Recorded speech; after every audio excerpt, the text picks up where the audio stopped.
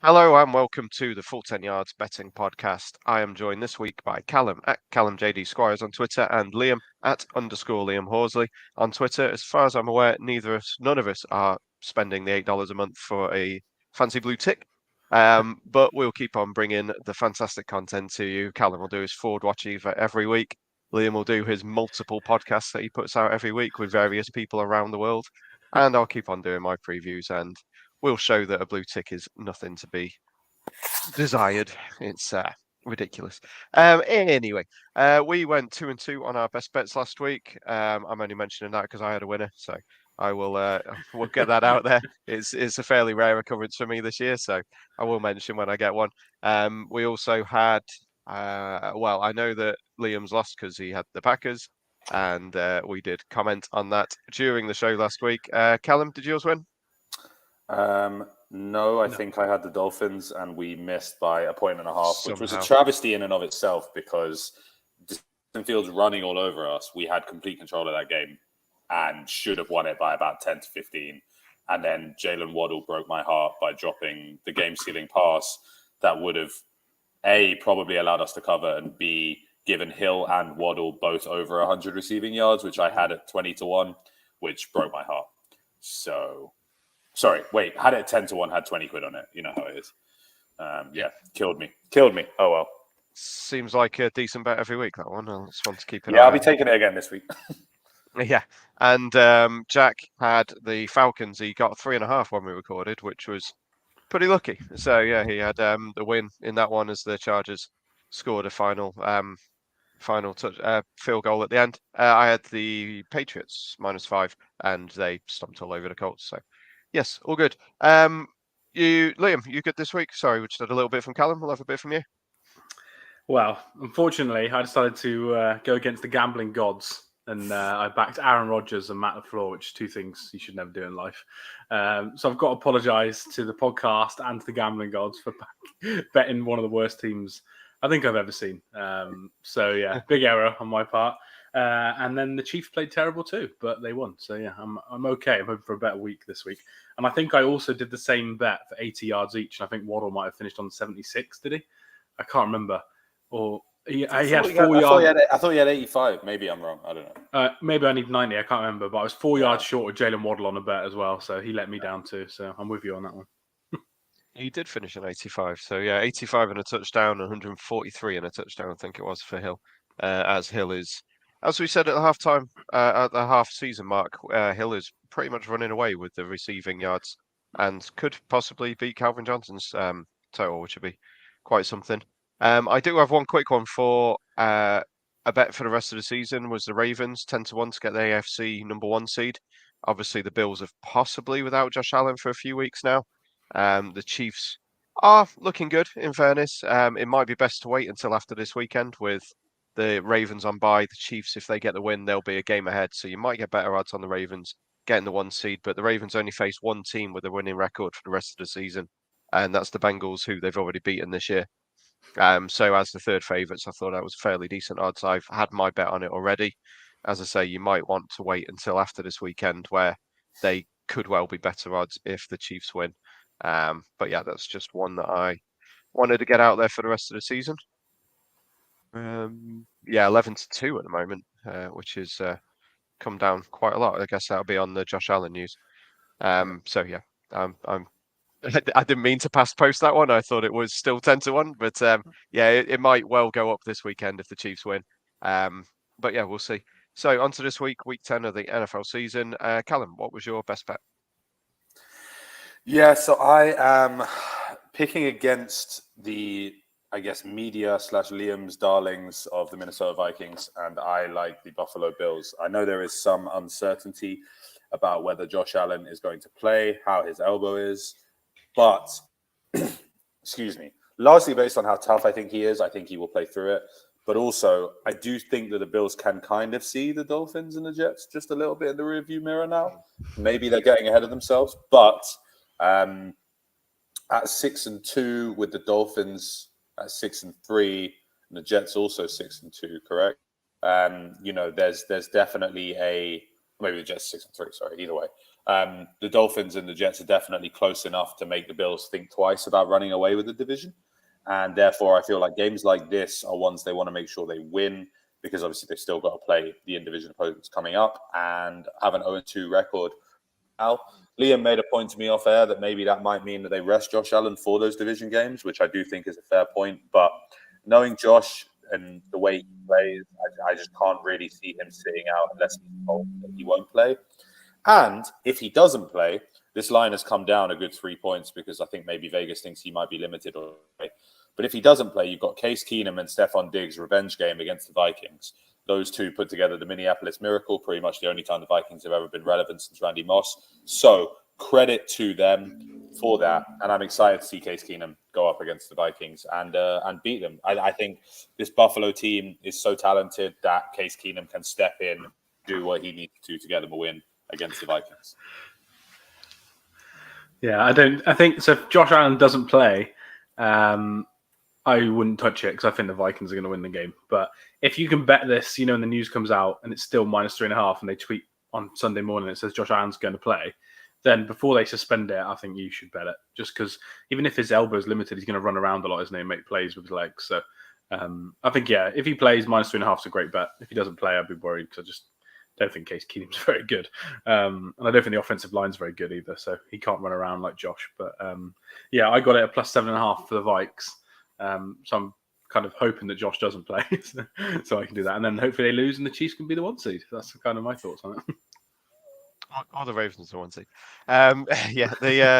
This line was 9.5 before last week. Obviously, the injury happened. It was still 6 on Monday. And obviously, as the weeks progressed, it's looked less and less likely that Josh Allen will play. He did miss 4 games in his rookie year with a UCL injury, which is the same injury he's got now. So I guess it's whether they feel like they can get through these games without him for a few weeks. There is apparently risk of possibly tearing it if he carries on. So it would be load management, if anything, I reckon. But yeah, it's a tough one. Obviously with Josh Allen, even if he's limited, I think I'd probably still lean to the Vikings. Unfortunately, it's not anywhere I'd be putting my money, but they have a solid core down the middle of that team, and they seem to know how to win, which is a worrying thing. But yeah, we will see. Yeah, I have actually bet the Dolphins. I put 20 quid on 5-1 for the AFC East. That is more because I have the double of the Bills and the Eagles at decent money. I have rather a large bet on that one, so it's more kind of covering myself than anything else. But I thought 5-1 when they are on 6 wins as well. I thought that was fairly generous, to be honest. So yeah, I definitely wouldn't put you off putting 20 quid on that one. 5-1. Well, I appreciate your confidence. Well, I appreciate both your boys' confidence in me. I wish you believed in the other teams I like as much as you believe in the Dolphins. But no, too early for me. We have a tough run of fixtures after the bye. We have the Chargers, the Niners, and the Packers. You never know who they are. I genuinely right now do think that we're probably a top 5 team in the AFC, and justifiably will justify our playoff spot that we get. But I'm not about to bet on the downfall of the Bills just yet. I think that's maybe a little bit too soon. I definitely want the Bills to win that division still, but yeah, I've had to cover myself a bit. Seeing as we're talking about the Dolphins, I will go on to my best bet. I have gone with the Dolphins -3.5 hosting the Browns this week. I'm not been a big fan of Tua all year, and fair enough. He's done a hell of a job.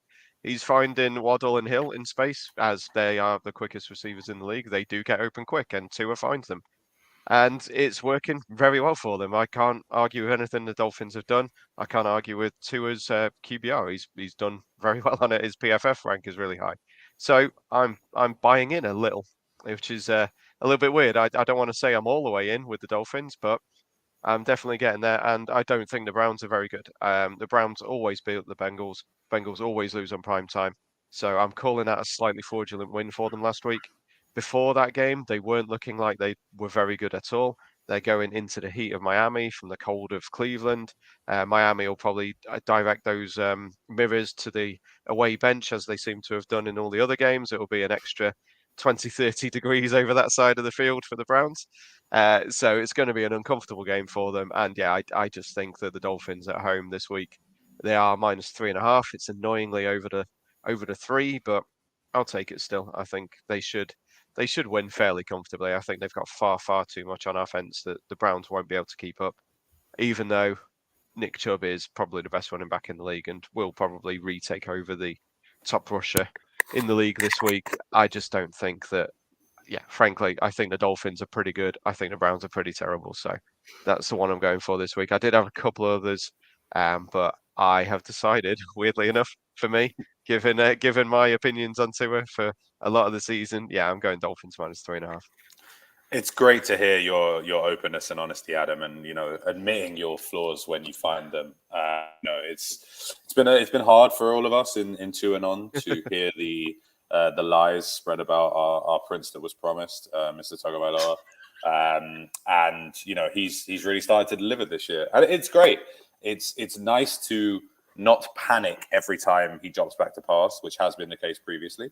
But you now are surprised when you don't see a 20-yard gain every 4 or 5 plays, basically, which is weird to say. But just as you said, our receivers are quick and get open early. And we do have a double threat now in the backfield. Jeff Wilson Jr. was fantastic on Sunday, even if all my Raheem Mostert fantasy shares have now taken a huge nosedive. That tandem could be really good. Thunder and lightning, if you like, going into the playoffs in the latter part of the season, where we're going to have to run the ball more as it gets colder. That said, I do agree with you in terms of your take on this game. I wish it was 2.5, not 3.5, for very obvious reasons. But I do like the Dolphins to win this game. I think if we can head into the bye next week 7-3. You will feel pretty good about where you are if you're a Dolphins fan, I'll say. Yeah, I'm with you that I like 2.5 if we could get 2.5. Unfortunately, we can't. It's just Dolphins are actually better run D than I thought. I kind of thought this would be a massive Nick Chubb game, but they're only 14th in the league, which is absolutely bang in the middle. So I thought they'd be worse than that. They're just not very good against the pass, and Jacoby is also not very good at passing. So I'm not quite sure what it's going to mean for this game. But both teams give up a lot of points. So I think over the spread, I'd probably prefer the total. I think it's 49. I'd probably bet over because I think they're going to get a lot of yards. I'm probably going to bet Tyreek Hill's 120 plus receiving yards.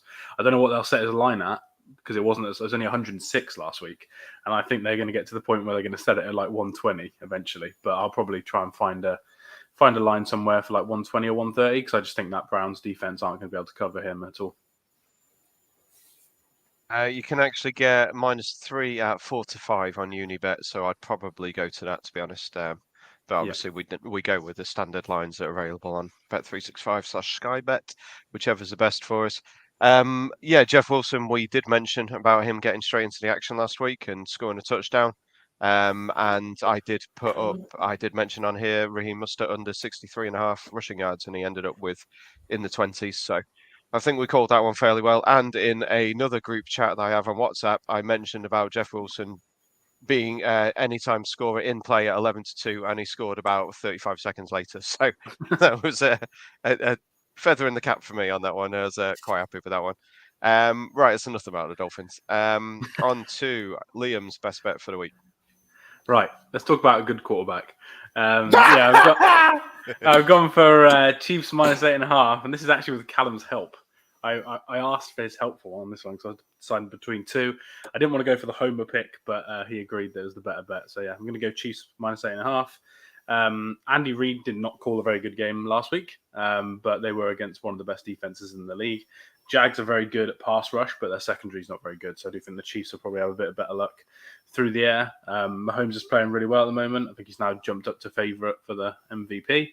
I just think Chiefs will probably win by about 10. So that's kind of my thought process. I think Trevor Lawrence is better than I think he's good. Some people don't think he's good. So if he wants to be bad this week, then I'll accept it. But one thing the Chiefs do is they confuse quarterbacks and just throw random coverages at you. And that's the one thing that gets Trevor Lawrence in trouble because he can throw the odd interception. So I think the defense will pick him off once or twice and Mahomes will do the rest and they'll win by like 10, 13 points, somewhere in there.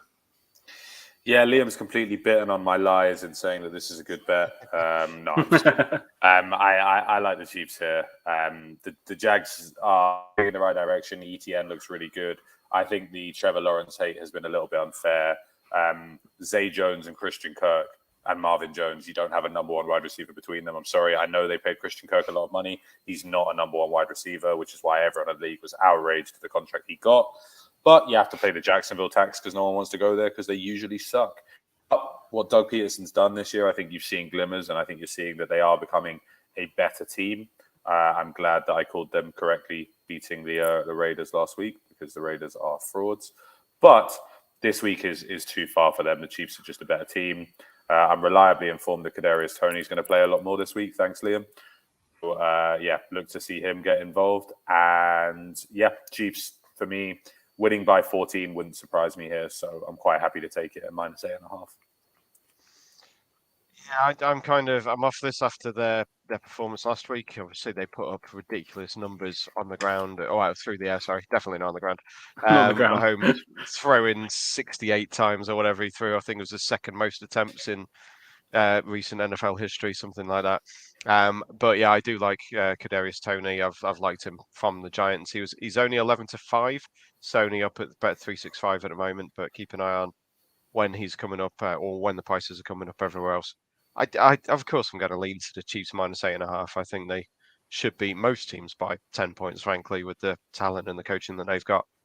And yeah, I am one of the few people who doesn't like Trevor Lawrence at all. I do agree with Callum that he is kind of hamstrung by the cast around him, but I see him overthrowing a lot. I see him making stupid mistakes all the time, and yeah, that game in London kind of solidified my opinion of him. Travis Etienne is outstanding, though. I do very much like watching him. He's incredible on the ground, which for a smaller guy is pretty impressive. He seems pretty solid as well. Doesn't seem to be too affected by the hits, and he can obviously do it out the backfield through the air. So I do like him in this one to go over whatever his stuff is. So there's no lines up at the moment, but yeah, I would be leaning to the Chiefs -8.5. But after them not beating the Titans by 10 points, it's not one that I would bet on. Jack is not with us this week, but he does have his best bet. He's still in New York, I believe. He is going for the Bears -3 against the Lions. And his reasoning is that the Bears seem to have learned how to use Justin Fields. Obviously, he notched up 178 on the ground last week, which is a record for a QB, which is pretty darn impressive. Detroit are 32nd in defense in the NFL, and Jared Goff is terrible outside. He only has 3 touchdowns and 4 interceptions in the last 4 games. And they're coming off a win against the Packers, who they never win against. But that was not a lot to do with their offense. That was to do with, well, I would say it's to do with their defense, but I think it's more to do with Aaron Rodgers, to be honest, because he was dismal. So yeah, I do agree with the Bears. I would be taking the Bears -3 if I had to bet on this one. I think Fields will do roughly the same again. And they managed a couple of nice looking passes as well, like Mooney catching one in the corner of the end zone was a decent throw. But yeah, it's all on Fields' legs mainly, and Jared Goff being terrible outside. I believe in the last 2 second halves, the Lions have put up 7 points or something similar to that, or the Lions offense have. It has not been good for them. So yeah, I am definitely on the Bears on this one. Any chance of you saying he was dismal with less of a gleam in your eyes when you're talking about Aaron Rodgers there? I am unsurprisingly going to go the other way here. I appreciate Justin Fields is improving. I appreciate that the Bears are trying to actually resemble some sort of a football team. But I, for the life of me, don't think that they're good enough to win in this league. I'm just not convinced. Weapons around Fields. I wish they would start Khalil Herbert. Sorry, David, I'm going the other way. I like the Lions, and I think that the momentum that you gain from beating your biggest rivals in the way that you did by grinding it out and having your 32nd ranked defense step up in positions I think the Lions building will be bouncing this week. And basically with Amon-Ra St. Brown, with Jamal Williams, with DeAndre Swift, I just believe in their weapons more than I do in the Bears. And I think this will be close, so I'll take plus the points. But As I've said already, I like a lot of the money line underdog, and the Lions is one of them for me. Yeah, I'm with Jack here. I love the Bears, -3. I'm a Justin Fields fan. Top 15 QB in the league at the moment, easy, the way he's playing. He was good last week. Chase Claypool looked good last week as well. And he only had like 3 days to learn the playbook. Probably would have won them the game if the ref would have actually called the pass interference at the end of the game, but he decided not to. Keep his flag in his pocket, unfortunately. So yeah, I'm going to go with the Bears. Jared Goff's fumble record outside is nuts. It's nearly like, I think it's 0.8 fumbles a game. So basically 1 fumbles a game every time he plays outdoors. So I would imagine the Bears defense, even though they're not very good, are still going to hit him at some point and cause a fumble. So yeah, for me, I like the Bears. I think I like the over 49.5 as well. It's a pretty big line, but I don't think either of these defenses will stop the other team regularly enough. So, yeah, I think I like the over and I like the Bears -3 as well. Yeah, I think I'd go for the over if I was going on anything on this game. But yeah, I do like the Bears. The Lions are actually only up to 26th in defense in the league, according to DVOA. That is against the pass and the rush. They are level on both of those, as the 6th worst team in the league against the pass and against the rush. So better than 32 at least. Right, that's best bets done. On to the Sunday games. We have a game. On to tonight's game, of course. Falcons -2.5 at the Panthers with a total of 41.5. My first look here was the over after they put up 70 points between them just a couple of weeks ago. Obviously, this one's outside. The weather's apparently not meant to be great. It's meant to be on and off rain. Doesn't look as windy as it was projected, but there was talk of 20 to 30 mile an hour winds, which is not great for the passing game. That won't affect the Falcons because they like to run the ball, and with Cordero Patterson back, they will be able to do that a lot better. They actually shared the carries between the 3 of the running backs last week between Patterson, Caleb Huntley, and Tyler Algier. Patterson got the most, but all of them had 7+ carries, and they like running the ball. They're very good at it. Mariota threw 202 air yards towards Kyle Pitts last week, and he finished with 27 yards, which is where they're going wrong this year. He got wide open for what would have been the game-winning touchdown, and got overthrown. And he's got one of the widest wingspans in the league, and even he couldn't haul it in. So the deep passes are not working. His receiving yards tonight are 40, and it's one of those that every week you look at it, and every week I'm probably going to bet it because he should have that, but it just doesn't really click for them through the air. The Panthers obviously were dismal. I've got to stop using dismal. I need another word. They were terrible against the Bengals in the first half last week, with PJ Walker getting benched at halftime after throwing 2 interceptions. I believe he had 3 completions for 9 yards before he got benched at halftime. Coming back home, you got to hope he's going to look a little bit better. And against the Falcons team with still not really many people in the secondary, I think there could be a lot of points. I would be leaning to the Falcons covering the -2.5. There's quite a few decent boosts that I'm on. There's Paddy Power have Patterson to have 50 rush yards, a touchdown, and the Falcons to win. That was 5-1. And William Hill have Falcons to win. I think it was Patterson touchdown over his yards, over the total, and that was 6-1. So they're all both very similar. I do think Patterson scores. I do think he goes over his rush yards. So I'm probably going to be on both of them. But yeah, should be a mildly entertaining game, hopefully.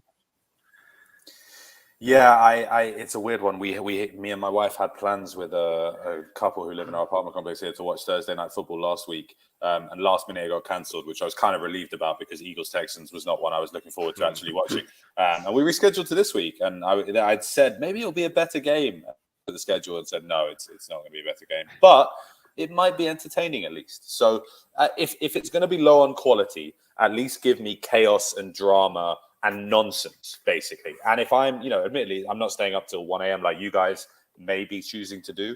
But even here, if I'm going to spend an evening in a bar to watch a game, I would quite like to be entertained for my dollars, shall we say.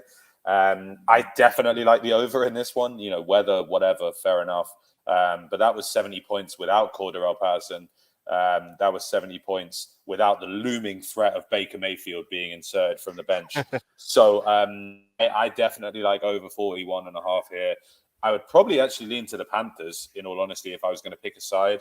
DJ Moore appears to have started to find himself again. PJ Walker has definitely helped him.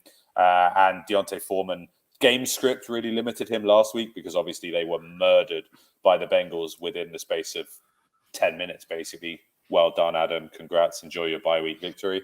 But I think the Panthers have to bounce back and have to show some fight here at home. So, I would be leaning Panthers in the over for sure.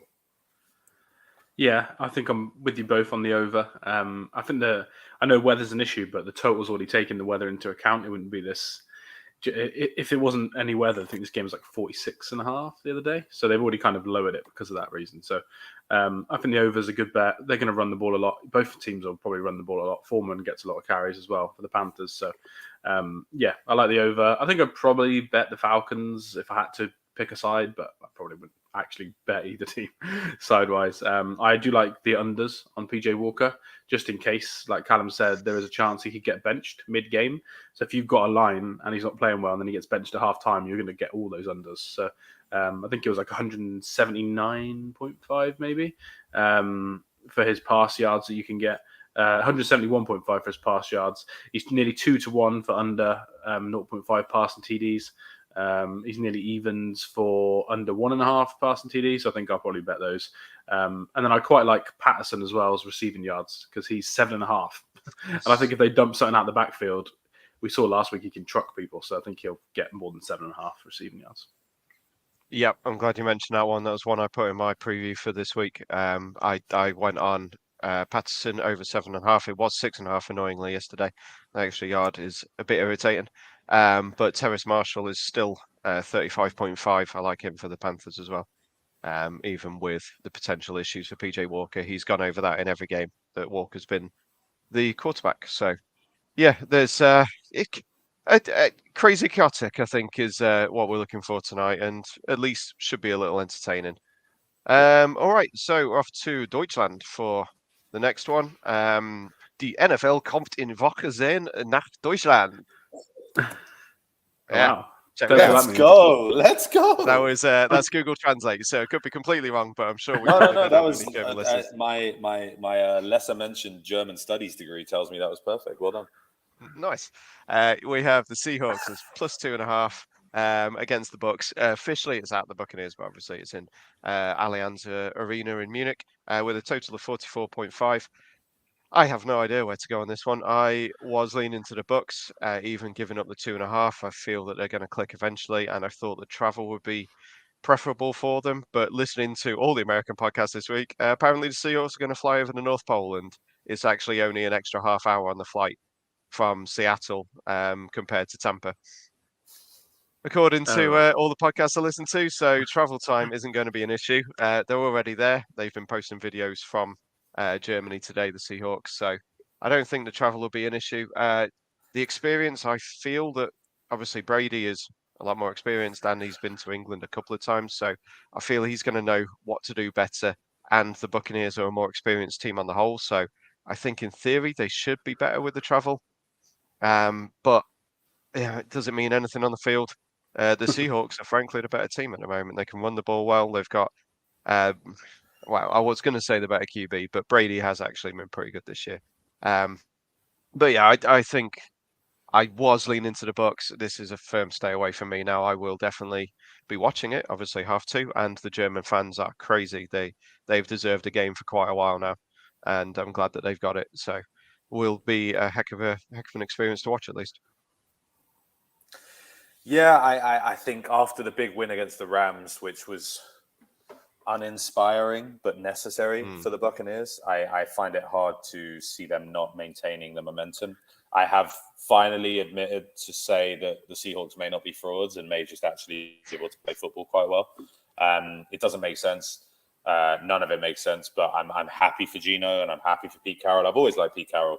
Ever since the Legion of Boom, that the Seahawks are a team I've had a soft spot for. They were my NFC West team before the Cardinals overtook them.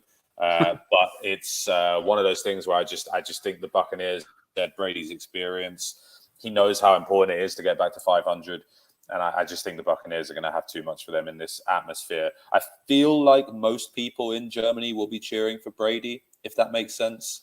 I don't know if I'm reading into this too much, but I feel like the superstar quarterback, probably the only time they're ever going to see him, I think rapturous applause and reception and support. And I think that I definitely want to watch this one. I think this will be a fantastic atmosphere.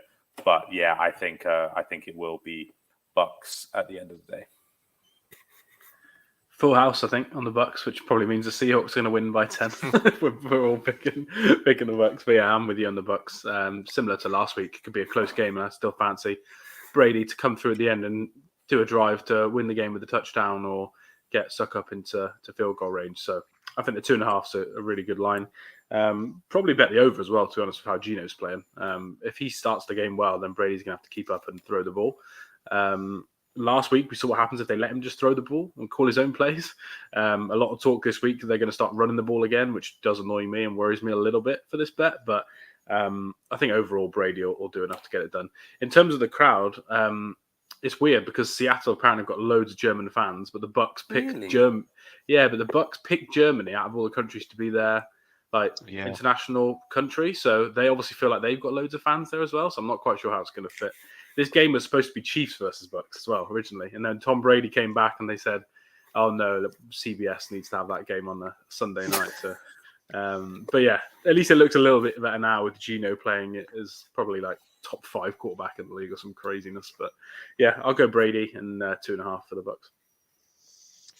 Yeah, the German NFL is incredibly popular. You get like 20,000 for their league, let alone having a proper game over there. So I think it will be very interesting, and it's definitely one I watch.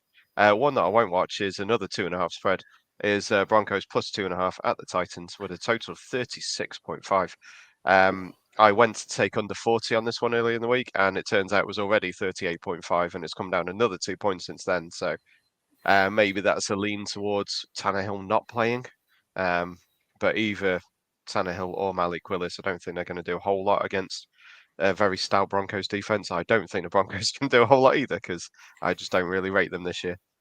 So again, another stay away from me. You're probably looking at obviously Derrick Henry. Be interesting to see what Chase Edmonds does, whether he was literally just a piece that the Dolphins want to get rid of, or whether the Broncos actually want him and to be able to do anything with him. They're obviously not happy with Mel Gordon or Latavius Murray in the backfield there, so he could get something. It's worth keeping an eye on him at least. I guess if I had to, I'd lean to the Titans just because they're a far better coach team in this one, and they will figure something out as they always tend to do. Yeah, I mean, I'm taking the Titans here for sure. I was surprised the line was minus 2.5. The Broncos won a game in London, still don't convince me at all, really. Until Russell Wilson shows me that he's still the Russell Wilson, it's hard to really believe in them. No one seems to like him there. They just traded Bradley Chubb to the Miami Dolphins to make them a playoff contender. And yeah, I just kind of feel like there's a sense it might be next year rather than this year. So it's hard for me to really trust in them against a team that I think is going to win their division and is, really well coached by Mike Vrabel. I mean, that game against the Chiefs should never have been as close as it was. With no disrespect to Derrick Henry and with no disrespect meant to all the Titans in general, but with Malik Willis at quarterback, the Chiefs should have won that game by a mile. The Titans defense really stepped up. Derrick Henry is unstoppable and incredible. And just to be frank, I just see the Titans being the better team here, both on paper and in execution. I expect Tannehill to be back, which will help. But even if it is Willis, I think the Titans have too much. Yeah, I agree. I was toying with it as one of my best bets, but their defense played like 90 snaps against the Chiefs, so they are going to be very, very tired. So that I kind of stayed away from that point of view. But if I had to pick a spread, it would be Titans. I'd probably back the over as well, just because I still think if Tannehill plays, Titans probably score 20, 23, and then you just need the Broncos to score some. And their defense is good, so there's always a chance they can get an interception or a fumble or whatever and score points themselves. They don't have to rely on Russ. My only worry, but I just don't think the Broncos can run the ball against the Titans defense. The Titans defense is the best in the league against the run. I think they stopped the Chiefs running backs for like 6 carries for 5 yards, maybe. obviously couldn't stop quarterback runs. But when you don't expect the quarterback to run that much, I think that's what causes it. And for me, I just think that they're going to struggle to run the ball, and Russ are going to have to throw it, and that's either going to be a higher scoring game or lots of turnovers for the Titans today. So yeah, I think I like the over and like the Titans -2.5. Yeah, over on anything mid-30s, I guess, is a bit of a no-brainer, to be honest. So, yeah, I guess I agree with that one. Again, not one I will back, but it's not too bad. Texans +4.5 at the Giants is the next one up with a total of 40.5. Not a whole lot to say about this one either, frankly. Is Saquon Barkley? I've got him as a prop later on, but his rushing yards are 93.5. He should go over that against the worst, well, probably the worst one in defense in the league. There is possible issues over Dameon Pierce for the Texans. He ran very well against the Eagles on Thursday night last week. He's got I think it was a hamstring injury he wasn't training with. Obviously, we're a long way out, so it may well just be precaution. But other than that, the Texans don't have anything at all. Brandon Cooks is throwing his toys out of pram, quite rightly so, and is claiming he's injured every week, so I don't think he'll be playing. And yeah, what are the Texans going to do? The only worry is I don't think the Giants are going to know a whole lot either. So I would definitely lean to the Giants -4.5, obviously to take them to, I think, 7 wins. I think they're on 6 at the moment. And probably under on the total, to be honest. It could be a pretty dismal game in New York. Not in New York, sorry, New Jersey. Yeah, not one that I am in any way really interested in following here.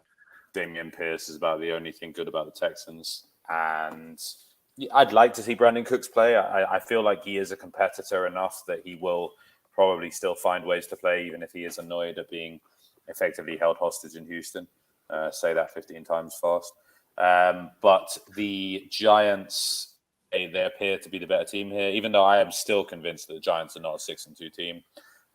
Daniel Jones is going to hurt them when they really need him to not do that. But if Wan'Dale Robinson keeps developing, they might have Kenny Golladay back this week, though who knows what Kenny Golladay is going to do. And I think you're obviously leaning on Barkley and the defense heavily. I've picked up the Giants defense in a number of fantasy leagues, which means I kind of agree with you on the under, even though it is a very low total, and low totals just terrify me generally. It's one of those things like the over's never dead, but the under could be dead inside 5 minutes if you get a couple of quick touchdowns. But yeah, I certainly would lean Giants here if I had to pick a side. Yeah, I think it's not one to watch for me, or probably to bet. I still think I would pick anything in this game. I'm probably going to try and do some sort of Pierce Saquon combined lines, like maybe scrimmage yards, because Saquon Barkley is getting a lot of passes at the backfield as well. So I'll probably try and find something on Request a Bet or Bet Builder and do some sort of maybe 200 plus scrimmage yards combined or 250 and just kind of lean on the best two players in the game, I think. But yeah, in terms of spread, yeah, I think you probably have to go with a team that's won 6 games if you had to pick one. But yeah, I think it's a stay away from me. I think anything could happen with these two teams and these two quarterbacks. Yeah, it's not one that many people are going to be watching, I'm sure. The Saints -1.5 at the Steelers with a total of 40. I thought the Saints were bouncing back a little bit. The NFC South is still wide open, and even with their loss against the Ravens, which was a pretty poor loss, they did not do a whole lot. They're still in with a chance of that division, so you've got to hope they're going to pick it up at some point. But I don't know whether this is the week with TJ Watt back for the Steelers. They're coming off their bye week. Mike Tomlin is a decent coach. Annoyingly, I think I would probably take the Steelers getting the points, even though I think Kenny Pickett is pretty terrible and quite obviously not ready for the NFL at the moment. They need to give him the game time, and they're doing the right thing by having him in there, but it's not a pretty sight on the field. The Saints, obviously, we mentioned Kenny Golladay before. He went to the same school as Michael Thomas by the look of it, with get your money and then never play again. And they're both doing a darn good job of that. I don't believe Jarvis Landry will play because he doesn't seem to ever get healthy either. So it leaves Alvin Kamara and Chris Olave. And in fairness, Andy Dalton's top 10 in QBR, I believe, this season, which is quite something with the lack of passing talent around, or lack of catching talent around him. Yeah, I'd have to lean to the Steelers covering at home, coming off their bye week, but it's not one that I'll be back in this one.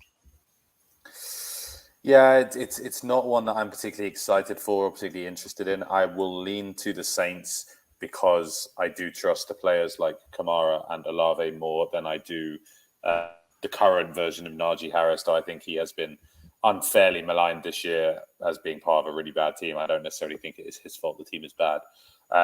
So yeah, I'll take the Saints here. I'd probably lean to the over. I don't really trust either of these defenses, and these are two teams that historically are built on defense and are supposed to be defenses, but like I don't necessarily see 21-21 being unreasonable in this game. Although, 21-17, now that I'm saying it out loud, also sounds very likely. But yeah, I would take the Saints here over the Steelers. I just find it hard to trust the Steelers right now with it. Yeah, I think everything says you probably should bet under here, but it's just same as you. I just hate it when the total's not. Like, if it's not 44 plus, it's very difficult to bet it because your bet could be gone by the time the second quarter ends. So, yeah, I'd probably lean under. And I just would lean the Saints just because I think Pickett's terrible. I thought he was terrible in college, terrible in the draft, and he's still terrible now. So, yeah, I'd probably lean Saints. I'd feel much better about it if Winston was playing. That's probably just some Dalton bias there from me, but I just feel like they can get the ball down the field a bit more. And I'll probably look for some Olave props on the day because he's playing really well at the moment. And like Adam said, Michael Thomas is going to be kind of missing, it seems like forever. And they're probably going to have to trade him at some point. So I think Olave is the true wide receiver one on the team. And I just think that his overs are always going to be a good bet, especially if the Saints are ever chasing the game. But yeah, overall, I like the Saints to win, but not a game I'll be watching for sure. And yeah, it's I'm glad to hear you say that about Kenny Pickett. I think the Steelers having a terrible QB for the next few years would be wonderful. So fingers crossed that will carry on.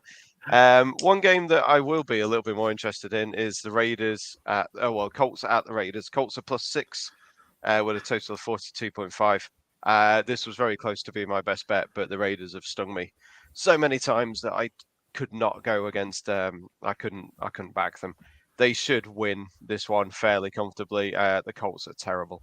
And obviously, you've seen all the farce this week with sacking Frank Reich, which I think was probably the right move. I don't think, although, again, we don't really know what he's done compared to the management and what the management want and what the owner wants. I think the owner seems like he wants to blow the whole thing up and start again. So maybe Reich had his hands tied behind his back a little bit, but even with the players out there, you should be able to at least produce something, and it was awful. What they put on the field was terrible, so I'm not surprised he's gone. But I don't think anything's going to change. They've brought in a guy who is a TV analyst who said the Raiders stink a couple of weeks ago. I'm sure that'll be passed around the Las Vegas arena, and they will know that was said. There's no offensive coaches and no defensive coaches. There's nothing there for the Colts. They've got a 30-year-old calling plays for them this week as offensive coordinator. So yeah, enough about the Colts being terrible. I just think the Raiders are going to win this one and should do it fairly comfortably. So I will be taking the Raiders -6 in accumulators, and I wouldn't be leaning anything on the total. Callum, you disagree? Yeah, give me the Colts to win. It's wrong. It shouldn't make sense. Jeff Saturday is a TV analyst. He did tweet that the Raiders looked terrible last 10 days ago. And for all of those reasons, manager bounce. I think the Colts win. I don't know why. It doesn't make sense. But the gut feeling I have is that Jonathan Taylor remembers who he is. The offensive line remember who Jonathan Taylor is and say, well, if we give him a yard, he will gain 20. So I just can't. It's funny you say you can't trust the Colts because I get that. I can't trust the Raiders. They've been terrible, and this is a game that it could go in any direction because neither of these teams make sense. The Raiders undoubtedly have more talent. You look at what Devontae Adams has done. It's a bad team. He's still supremely talented. But if there's a quarterback who's not going to turn up other than Kirk Cousins, it could be Derek Carr. And I just think that if the Colts play this intelligently, which I think Jeff Saturday will be determined to do, and lean on Jonathan Taylor, play defense. Shaq Leonard is back and appears to be looking decent. I see the Colts here. I do. Even if it makes no sense, I'll take the Colts +6. Yeah, I'm happy to be wrong about this one because it'll be such a fun, crazy Sunday if I'm wrong. But I just think the Colts are just going to be awful. Like, you cannot hire someone who's only coached at high school. And I listened to a podcast yesterday where the host, I think the host said his daughter maybe went to that school. I can't remember. Or someone's daughter went to that school.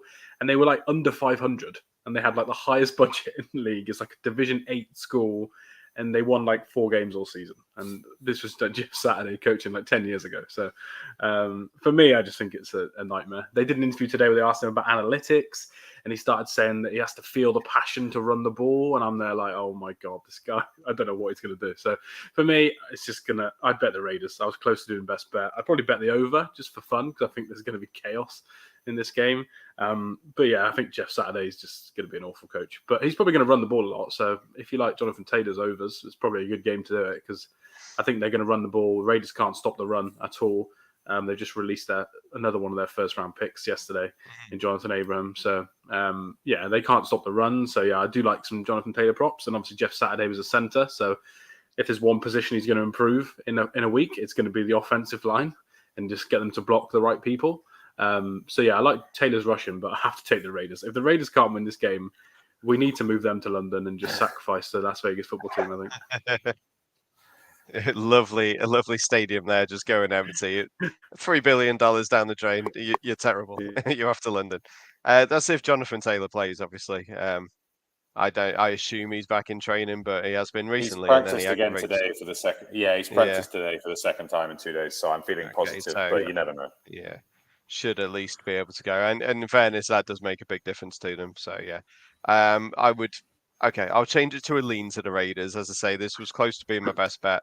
Because yeah, I just think the Colts could be terrible. But if they do win with an analyst at head coach, is he going to be kicked out of like the head coaches union and all the rest of them are going to say, what are you doing? You're ruining it for all of us. It's going to be yeah, it could be a weird one, showing that anyone can just come off the street and do it.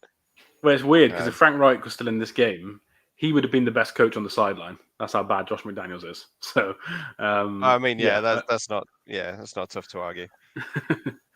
But yeah, I was listening to a pod today, and they said obviously about the Raiders' record of giving up 17-point leads, but to give up that lead, you need to get in that position in the first place, and I just don't think the Colts are going to be able to come back from 17 points down. So yeah, I'd definitely lean to the Raiders. Okay, Sunday. I think it's Sunday evening. Cardinals +1.5 at the Rams with a total of 41. I was fully on the Rams for this one, mainly because of the McVay versus Kingsbury thing. McVay owns the Cardinals in his time there.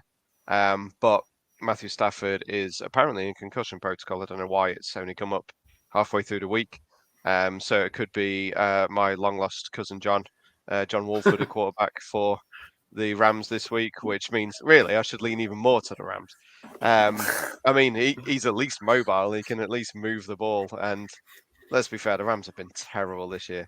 So everything on paper says take the Cardinals +1.5, but I can't take either of these ones. I would probably, I mean, I don't even have anything.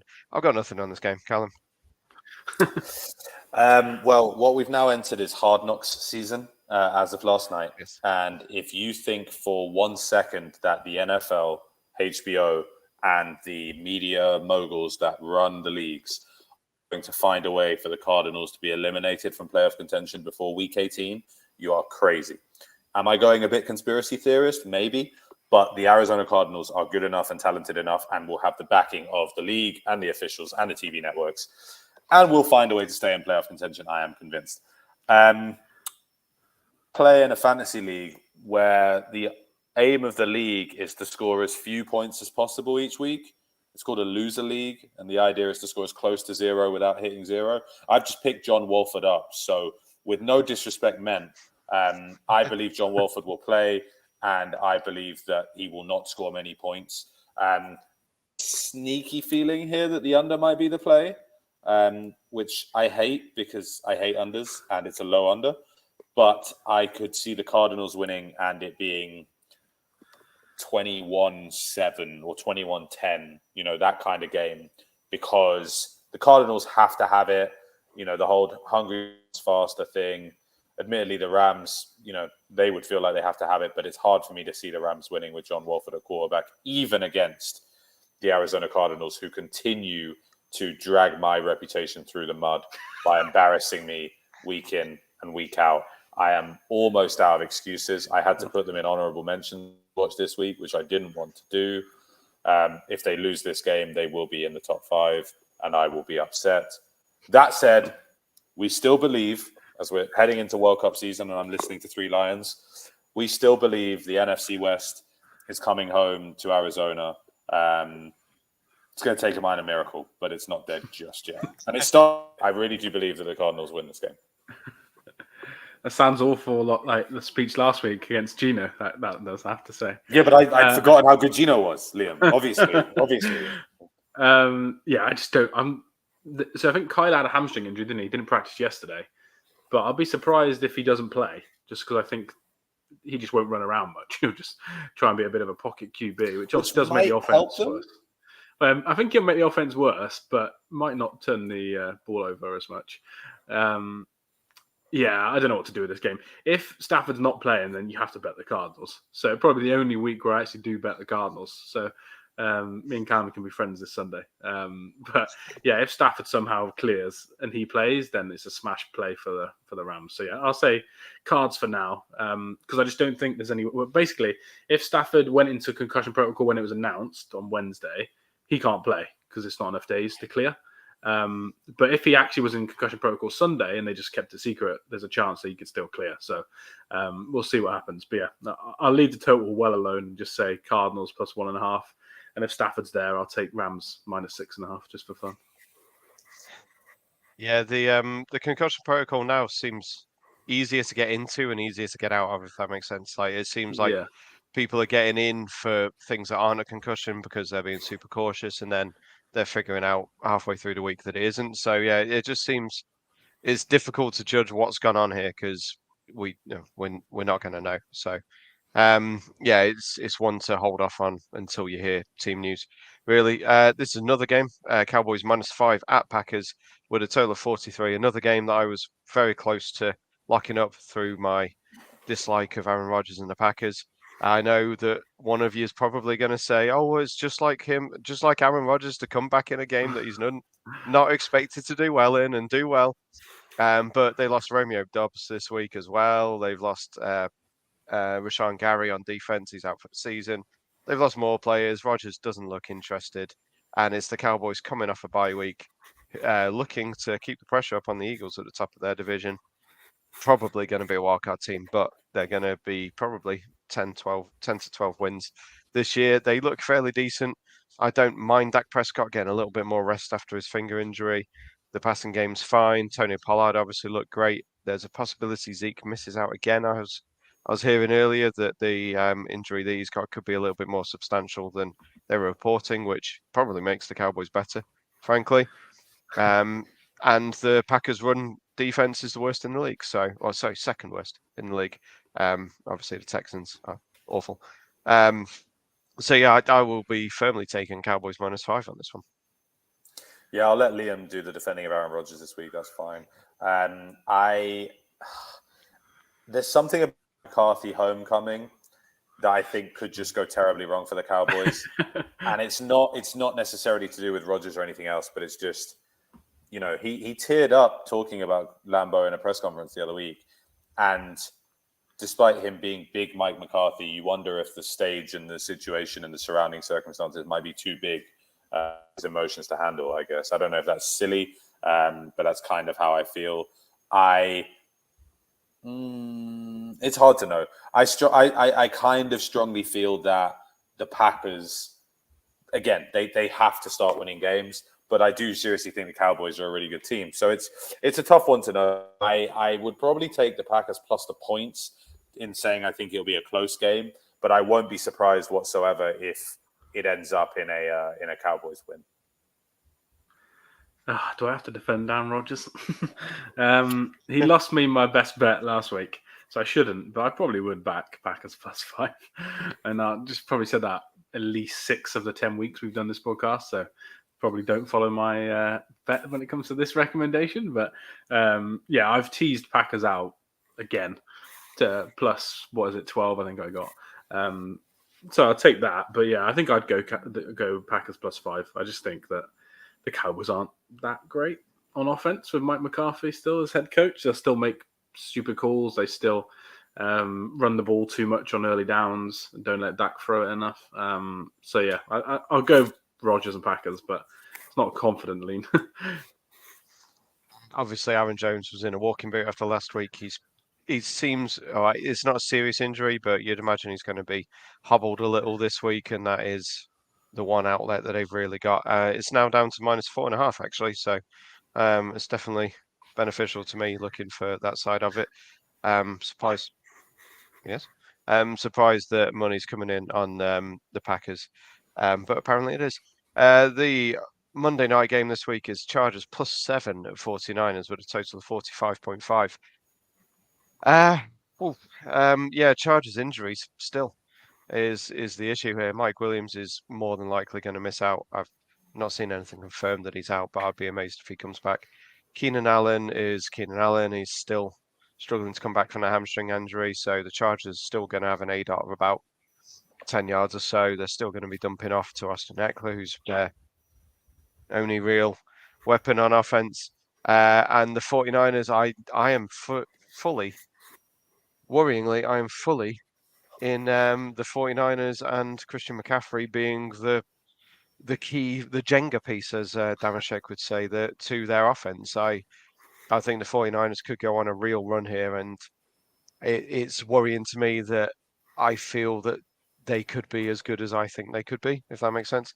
I know that's worded badly, but I really believe that he could be a very key thing, and I'm fully in on the 49ers bandwagon now. I love McCaffrey anyway, and watching him in a well-coached, well-run offense is very good. It's very exciting. So, all that to say, I probably wouldn't take the 49ers -7. I think the spread's too large. But I would probably take the 49ers team total and probably lean over on the total. Yeah, I think the +7 is probably an overreaction, but I would definitely lean to the 49ers. And yeah, I do like the 49ers in points. Yeah, Chargers was my second choice for best bet of the week here, to be honest with you. The injuries are a concern. Keenan Allen hasn't been ruled out yet, and I still think there's a chance he will play. How well, we'll see. But yeah, I refuse to trust the Niners. Obviously, McCaffrey makes a huge difference, and they do look like they are being a very, postseason ready team. But for me, I like the Chargers plus the points here. I do think they'll keep it close, even if it isn't necessarily exactly what you want in a Chargers win, I guess. Yeah, Chargers +7 was one of mine as well. That was close to picking as a best bet.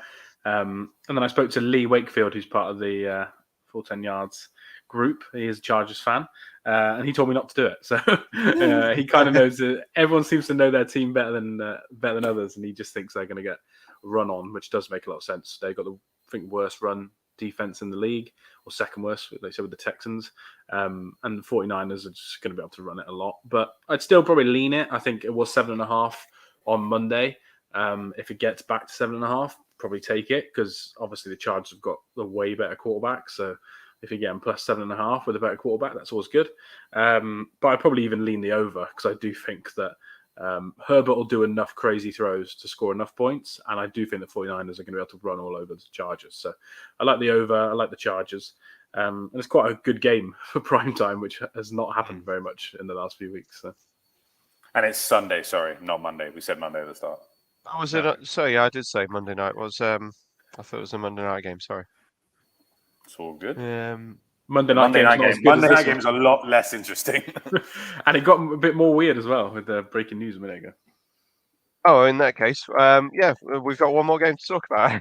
Washington Commanders +11 at Philadelphia Eagles with a total of 44.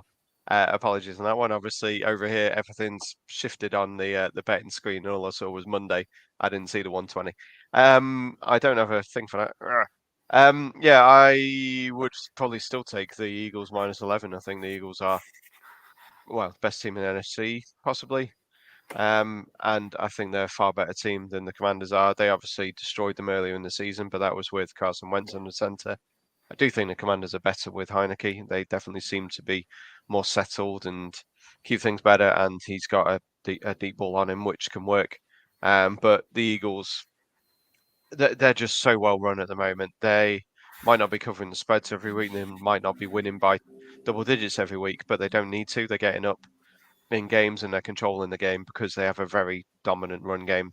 They have Jalen Hurts under center who can run the ball well. They have a dominant offensive line and defensive line. They're just a very well balanced, well run team, and I would probably take them to cover the 11. No, probably not. I think that's probably a little too high actually. It's one of those that if they wanted to, they could, but they don't need to. So arguably, I'd lean to the Commanders plus 11 now, thinking about it. And the 44, it's not a total I'll be touching. But not the worst game for Monday night. It's obviously a divisional matchup. I'm actually very happy that the 49ers on Sunday now because I'm off Monday for work. So looking at it now, I feel like that's a benefit to me. So yeah, anyway, enough babbling on that game. I would lean to the Commanders plus 11. I'd be more likely to take the Commanders if Carson Wentz was playing, with the motivation factor, I guess. Oh yeah. Yeah, I mean, who knows? The Commanders are terrible, whoever starts. I can't trust in the Commanders.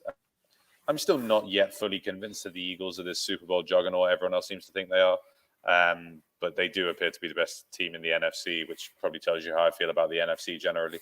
I would take the Eagles here just out of I've got a lack of belief in the Commanders being able to move the ball and score points against the Eagles defense. So the line is very high. It's not one that I'd like to take, but similarly to the Texans last week, I think you just have to take the Eagles and play safe. Yeah, definitely it's one that I'll be betting in real life, to be honest. Definitely not going to stay up and watch it. I'll probably lean under 44 just because pass rush, obviously, for the Commanders is very good. They're playing a lot better now as well. So that could stop Hurts a little bit. And obviously, you've got Heineke as the QB, so it could be an underplay for me. But yeah, spread-wise, I think I just stay away. I couldn't even suggest either or because I could see the Eagles winning by 21 and I could see the Commanders keeping it close and having a backdoor cover at the end. It's probably worth noting that it's just been announced that Washington, as in the actual place, is suing the Commanders, suing Roger Goodell and suing the NFL for some issue with how they've treated the people that work there and the people that live in the nearby area. So there's now a lawsuit where it's going to say Roger Goodell and Dan Snyder's name together as well after all the issues that they've been having. So probably makes this game more weird, to be honest. Apparently not many people are going to go to the game as a protest. So it's going to be a weird game. So yeah, I'll probably bet the under in a weird game, to be honest. Yeah, that doesn't sound great. Obviously, John Gruden was trying to highlight that when he was getting dragged through the mud the other year. So, yeah, not surprising in fairness, given the videos that came out and the emails and all that kind of stuff. But pretty horrible. Anyway, on to props for the week. I've only listed a couple. I mentioned Saquon Barkley over 93.5 rushing yards against the worst run defense in the league, the Texans. For the Giants, obviously. And then another rushing one is Justin Fields over 58.5. I think that's gone up from, I think it was 50.5 it closed at the weekend. After 178 yards, it's only gone up 8 yards in a game, which, I mean, I was going to say in a game which he should run a lot, but I think that's going to be every game from now on. So I'm quite happy to take over 58.5. Annoyingly, I went for Khalil Herbert over 40 at the weekend, and Fields took all the rushing. So I'm going to take Fields to do the same again, over 58.5. There's a very limited range on props at the moment, so I don't know if you guys got anything. No, I didn't really see anything so far that I like. I mean, I agree with your logic on the ones you just mentioned. I'm trying to think about tonight, maybe. I'd probably take DJ Moore's over just because I think the Panthers will have to be throwing it if they want to try and win the game tonight. Yeah, I like Patterson's over receiving, like we spoke about earlier. 7.5 at the moment. I think he's going to get that. He'll get a screen or some dump off from Mariota. I had the Fields over as one. I also actually like Fields over 1.5 passing touchdowns because the Lions' defense is bad. And kind of all they do now, the Bears, which is all you should do with Fields, is run and throw it deep. So his chances of having a touchdown pass have only increased now. So I think he was plus 180 for over 1.5. So I do like that. And I'd probably be back in Sam Ellinger under 0.5 touchdown passes and PJ Walker under 0.5 touchdown passes as well. Both of them are plus 170. And I just think they're both terrible. So I'll bet the under. Cool. I was just looking at passing touchdowns for Fields. It's just over 2-1 over here, so even better than the plus 180 that you can get for over 1.5 passing touchdowns on him. Definitely don't mind that at all. As you say, they've been hitting deep shots fairly well. Tonight, DJ Moore is 57.5. It's a little high for me personally, but I do appreciate that he did that in one reception last time they played, and Falcons defense hasn't got any better. I was tempted by quite a few of them tonight, to be honest. Demir Bird has got single digits for his receptions. If he catches one pass, he's going to go over his receiving yards because he's the deep man. So I wouldn't be too surprised on that one. But I think that is going to wrap it up for the week 10 of the NFL season already. Everyone always says it when we get to week 10. The season goes by so quick. And it really has done this year as well. Obviously, a couple of weeks to Thanksgiving. The NFL is going to be a weird time for us in the UK, and Callum, obviously, watching the World Cup as well. It's going to be difficult trying to fit in every sport that we can and see how it goes. Sunday, I'm very much looking forward to. It's the T20 final, England versus Pakistan in the morning. And then you got the Bucks and Seahawks, Auf Deutschland, in the 2:30 kickoff for us. And then, obviously, Red Zone and whatever in the evening. So, a fun Sunday on the way for us. So with that, I'll say bye from Callum, bye from Liam, and bye from myself.